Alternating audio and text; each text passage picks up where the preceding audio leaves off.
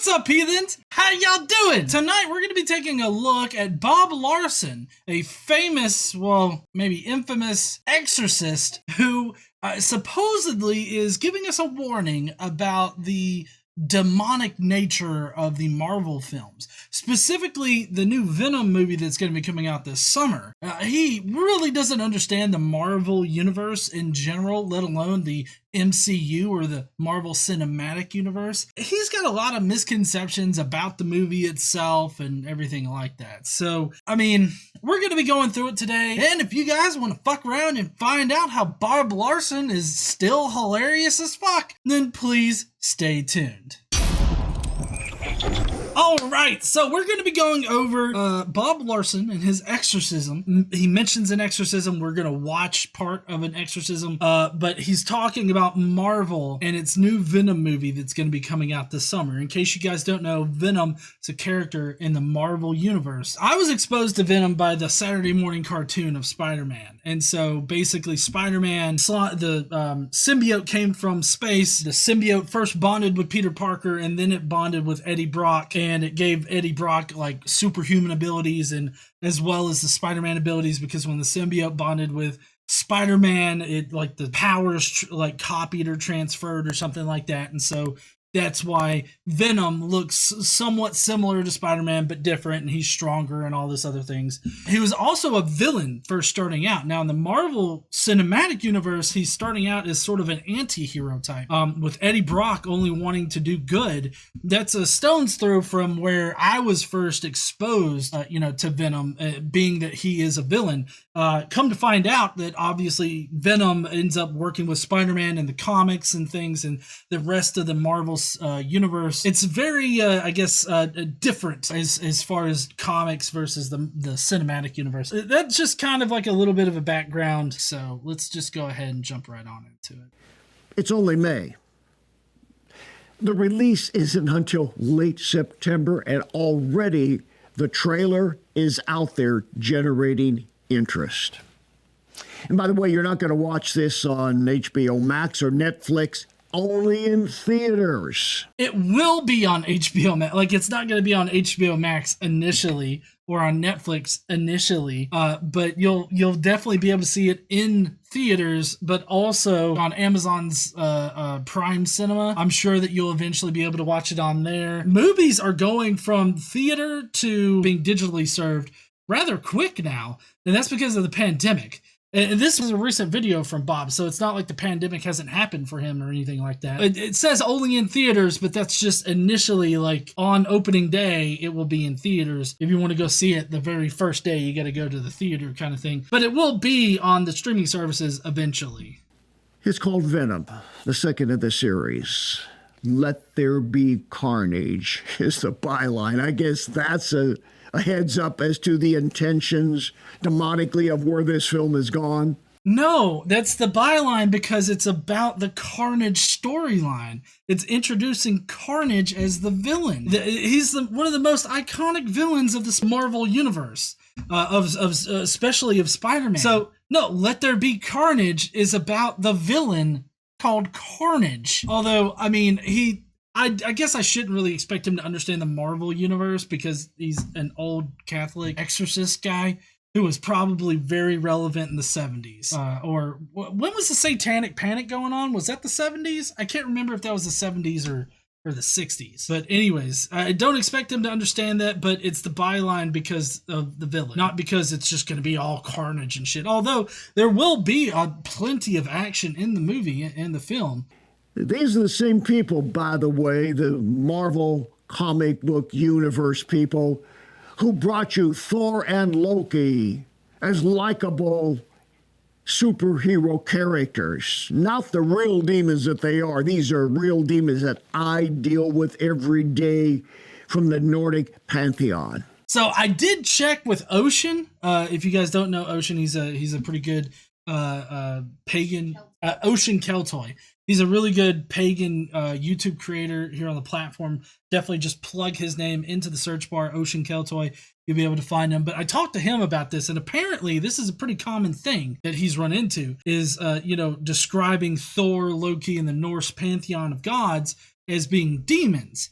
And I actually have that particular exorcism that he's referring to right here, and we're gonna watch it. I find it to be hilarious. Okay, if you guys haven't watched one of these videos, if you need a good laugh at something, just watch one of these exorcism videos because it's just so fucking ridiculous. I want you, Dennis, to say in the name of Jesus. In the name of Jesus. I break the curse. I break the curse. Of death. Of death. Of mammon. Of mammon. And Thor. And Thor. He just hits him with the Bible and he's like, yeah, he just like forcefully touched him a little bit and he's like, and how these people talk as demons is just fucking hilarious. Mammon's there and Jezebel's there, but Thor's doing the fighting. See what I'm going to do to you, Thor? Just release that hand. Lift your hammer. Lift it. By the sword of the Spirit,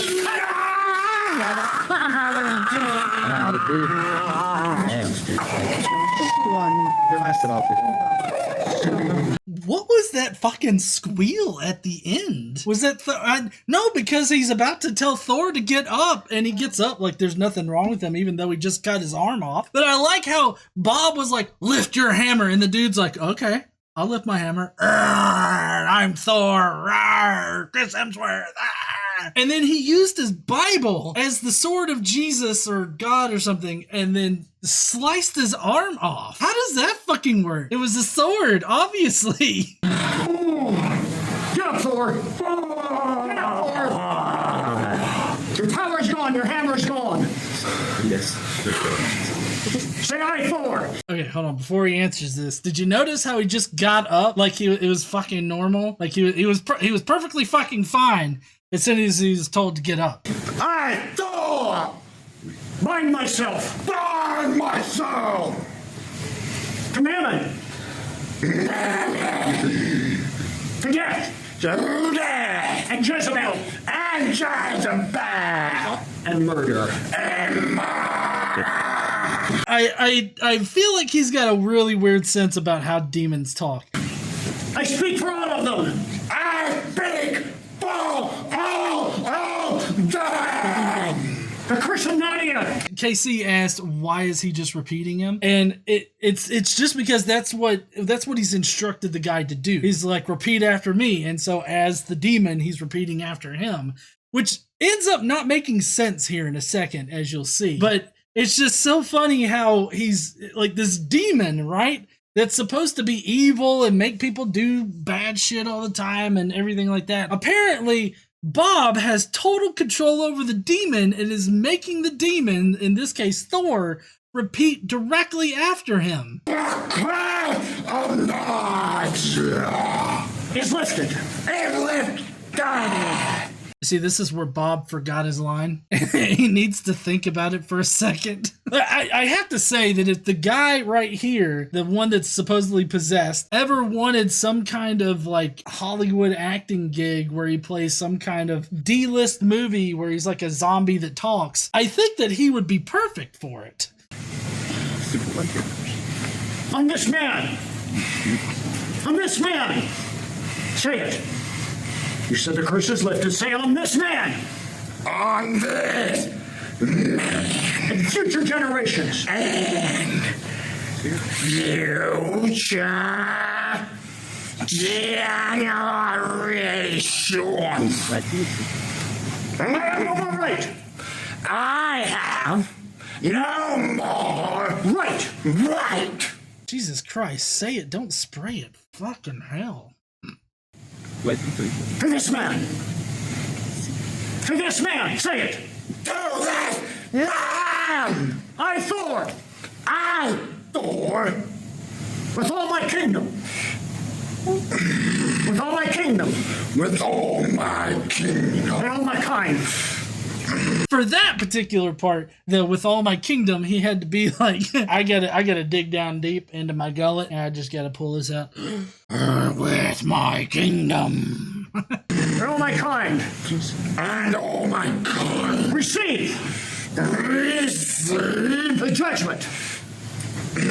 Say the judgment the judgment of God. of God. Will Will go go now. You'll be ready to help me. That's all that you really need to see. Apparently, this is how you exorcise a demon. You look at them and you scream at them to repeat after you and just tell them to leave the body and that they don't have power over it anymore. And apparently, according to Bob Larson here, at least maybe Bob Larson's the one causing this, according to Bob Larson, he has full control over that particular demon. Just the whole thing is so ridiculous. It is very ridiculous, honey. I just can't imagine that people actually take this seriously. When I first watched the Thor exorcism video today, I couldn't stop laughing. You can ask KC over there. I mean, I would just start like bursting out in laughter over here because I hear the guy go, demon, I relinquish this body. And what was that weird thing he pronounced? Generation.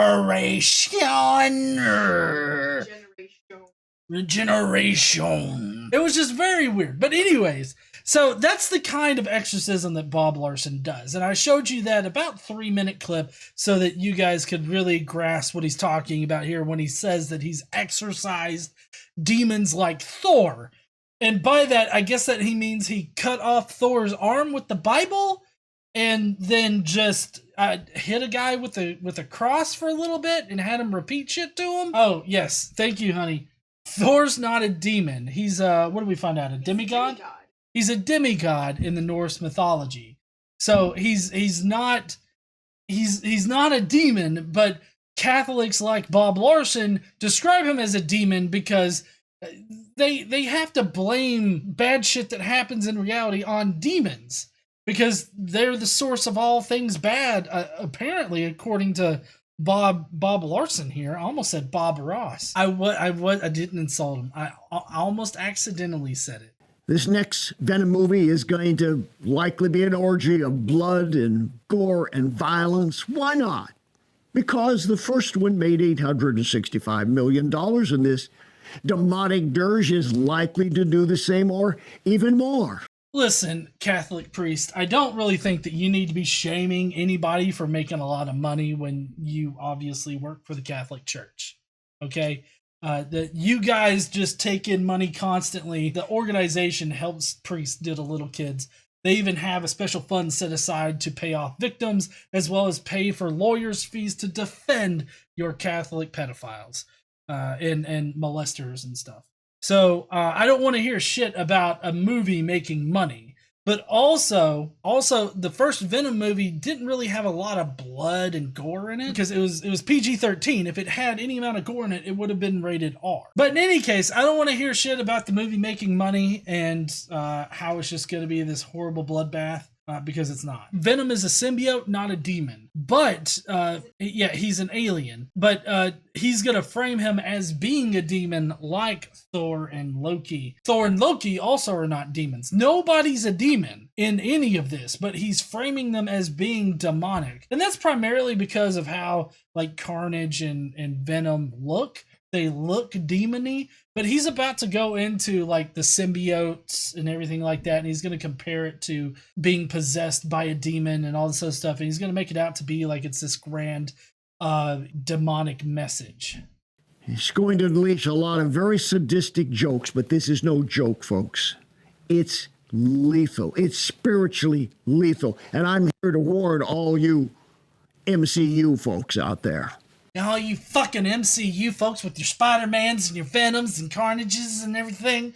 God damn it, you're worshiping Thor's dick all the time. Holy fuck. Fuck Chris Hemsworth. He's apparently warning us of the MCU. I don't know why, other than he thinks that it's gonna kill our spirits. I don't know what in the fuck that means. Maybe I just assumed he was Catholic by the way that he's like dressed and shit and the fact that he does exorcisms. Oh, he's a Protestant exorcist. You know, this is so weird because like I didn't think that anybody but the Catholics like believed in like exorcisms and shit. I thought that was like a purely Catholic. I've only ever seen that referenced as like a Catholic. That's totally my bad. I just assumed that he was Catholic just by the way he's dressed and the exorcisms and shit. I don't know. Quentin brings up a very good point. Venom being in the MCU. So there has been some, especially in Venom 2, there's a hint of the Daily Bugle in there.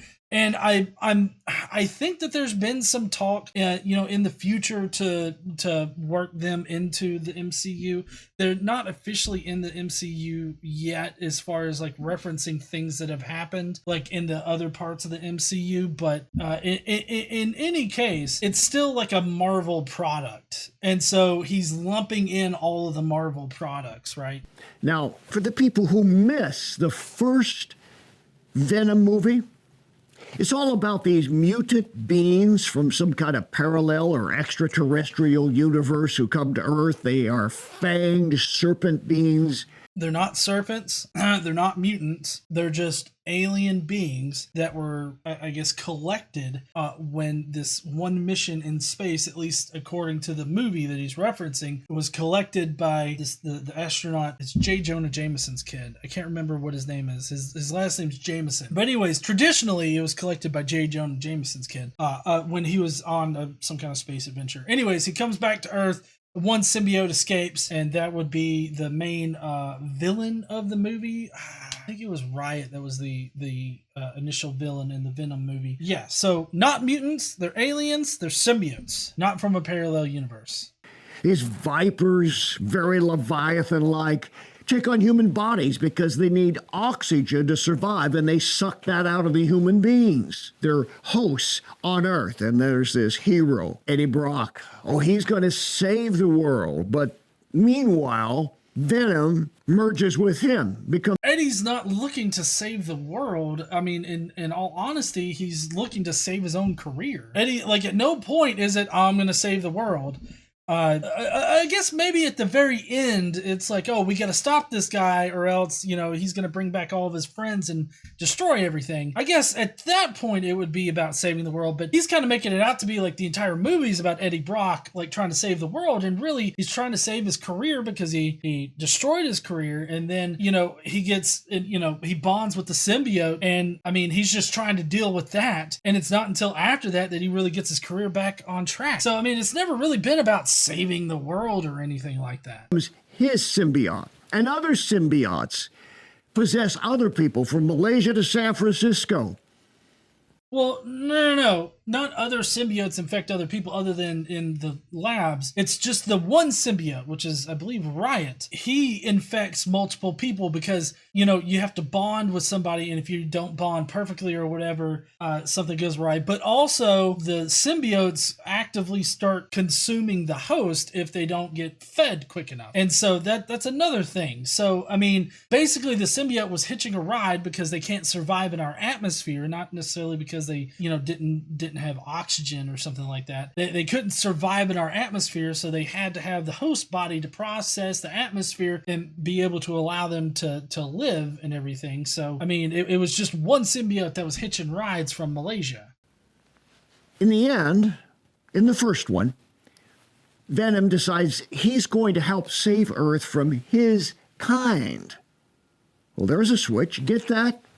That's the same lie of Satanism, voodoo, and black magic, doing evil to get good.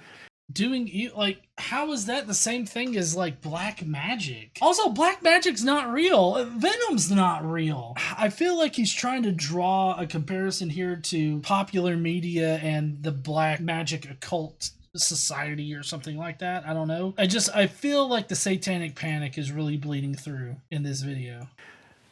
By the way, that's the lie of the first snake, the first venom serpent in the Garden of Eden. No Christian Yeah, so one, Venom's not a snake. Two, not even Satan was a snake; he was a serpent. But I mean, even then, that wasn't necessarily like Satan. Like it never directly says Satan in the Genesis account. He's trying to draw a parallel between Venom and Satan in the Bible and in Christian theology as being, you know, the snake or whatever. See, it seems very odd that he would frame it as like that being the first lie that Satan told. I don't think that was the first, the lie, that quote unquote lie that Satan told to Eve was, you know, he's like, you're not gonna die, which she didn't die. So he really wasn't lying. It's not like she ate the fruit and then she immediately died. You know, there was a whole like very weird situation going on with the fruit and what God said. But basically, the snake wanted the humans to gain knowledge. And that was the problem in Genesis. It wasn't like him lying about saving the world or something like that, or doing good to save, or doing bad to save the good or something. I don't understand that. Like, that doesn't make sense. Should take part in viewing movies like this for entertainment. And by the way, spare me any allegorical assumptions that somehow Earth is going to be rescued by a Christ-like figure like Brock from the evil serpent. No way. I don't know why this movie has to have any wider implications other than it's just a movie made for entertainment. I don't understand, why is a Christian going to see this movie going to hurt them spiritually? I mean, this is just a story that's told for entertainment. That's it. That's all. Like, there's no wider purpose for this movie other than entertainment purposes. It literally has no bearing on Jesus or anybody's faith or anything like that. See, this is fear-mongering at its purest. Because I say at its purest because there's literally no connection between the Venom movie and your faith, but he's using the Venom movie to scare Christians from watching it. I don't know, maybe he's hoping people will pay him for his demon exorcisms instead of seeing the movie. These Venom films and the Marvel comic book universe are all devoid of any God of transcendency. There's no moral code, no absolute truth in these films. I know they're just movies. Do you? Because you're trying to make them out to be this much grander thing than they actually are. I don't think that you actually understand that they're just movies. But they speak to the consciousness of man about the spiritual zeitgeist of our age. Venom produces fear and terror, and a lot of in-house sadistic humor. A lot of sadistic humor? I mean, honestly, the humor in Venom was actually really tame. If you want to see some sadistic humor, I could give you a list of movies that have sadistic humor in them. My guess is that you can't stomach them because you think that a superhero movie is going to somehow taint your faith or destroy your faith. The Marvel comic book universe is a portal to demonic possession. The Marvel universe is a portal to demonic possession. Can you just imagine it? Everybody close your eyes and just imagine with me, right? You're sitting there in your lazy boy. You're reading the newest comic book, what the fuck ever. Let's just say that it's Spider-Man. You're reading it, and then all of a sudden you feel something cram up your asshole, and all of a sudden you're like demonically possessed because you were reading a comic book. How fucking ridiculous can you be? Apparently this level of Bob Larson ridiculous is what's needed here. Demons are real. Don't allow yourself to be indoctrinated with these demonic ideas of MCU. What demonic ideas? Like in the MCU, what demonic ideas are there? What would a demonic idea be? Did you guys know that quite possibly knowing shit that's not God shit is a good thing? You know what this guy should watch? This guy should watch the show, because I know he's not going to read the graphic novel, but he should watch Preacher. I bet you he would lose his shit over Preacher, because Preacher has demons in it. It's got possession. It's got everything that he loves in that show. Apparently, according to KC, if this guy watches the show Preacher, the show's gonna have to pay him $3.95 in order to get an exorcism. I Heard Dog says, when I was a kid, the portal was a Ouija board, then rock music. Oh, I'm sure that the Ouija board and the rock music, even now, is a portal to shit, and then you've also got all the other music that comes beyond that. I mean, if it's not music that sucks Jesus' dick, then it's gonna be a portal to hell, all right? And obviously, if you're watching some kind of superhero movie that doesn't centrally rely on Jesus, then you're obviously gonna get sucked into a demon portal to hell. Oh, your soul or something, I don't fucking know. A universe with no existential ethics and no objective reality. Wait, what? Why does it have to have objective reality? Plus, okay, for one thing, this is a made-up universe. Like, somebody has constructed. Why would you expect any kind of, like, objective reality in it? Nobody reads a comic book to just read the same shit that they can get in the newspaper. Like, nobody is reading comic books for that. We read comic books for the imagination of it. But apparently imagination is just way too much for you. But to say that there's no ethics in it, there's always ethical dilemmas in comic books. They always, do this really cool analysis of ethical decisions and how those ethical decisions, affect other things in that character's own life. But to say that it's lacking in morals or lacking in ethics and all this other stuff, it just goes to show that you don't know the Marvel Universe whatsoever. The demons that I cast out are very real. They are not make-believe. They are no joke. I mean, are you trying to tell yourself this, or like what's going on here? Because I feel like you're just trying to reinforce to yourself that they're just not make-believe. We got Bebop, Boobop. They say, so I guess we gotta throw the whole imaginary space away. Yep, we do. Just toss it right the fuck out. Their ferociousness excels any imagery ever on film.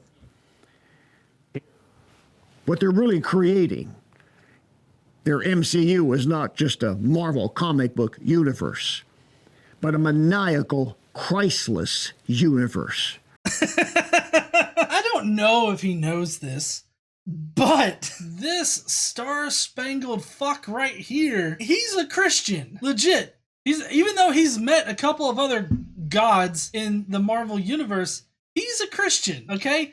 He famously says that in the first Avengers movie. He's in the plane and he's about to jump out, and Black Widow's up there like, "Hey Cap, you might want to sit this one out. They are literal gods." And then Cap's like, "I only know of one god, and I'm sure he doesn't look like that." And then he fucking jumps out with his fucking parachute and shit because he's star-spangled awesome and shit. They're not creating a Christless universe. It's just that in these movies, religion just doesn't matter. Also, more to the point, Venom's not in the MCU just yet. MCU contains like everybody. While Spider-Man is in the MCU, they haven't made a deal for Venom to be placed inside it, but they might be leading up to that with this new Venom 2 movie, because they do show a shot of the paper, the Daily Bugle, and so they might be trying to lead into that or something like that. Who knows? But in any case, I don't understand how it's a maniacal, Christless universe. Like, not everything has to revolve around Christ. But according to some Christians out there, everything, absolutely everything, has to revolve around Christ. And I just don't understand that.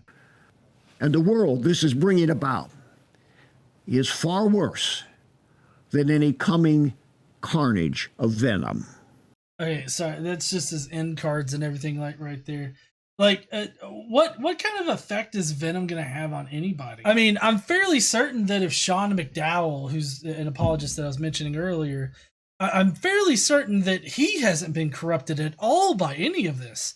And I'm sure that there's plenty of other Christian ministers, priests, and pastors and apologists out there that thoroughly enjoy the Marvel Universe for what it's supposed to be, and that's entertainment. It really has no other significance other than just entertainment. All right, well, that's going to be it for tonight. I hope that you guys had a lovely time tonight. If you're going to be leaving out right now, I really appreciate you guys stopping by to watch and everything like that. If you will, leave a comment either on the video or in the live chat right now with what you think about this crazy shit from Bob Larson, who's not a Catholic, by the way.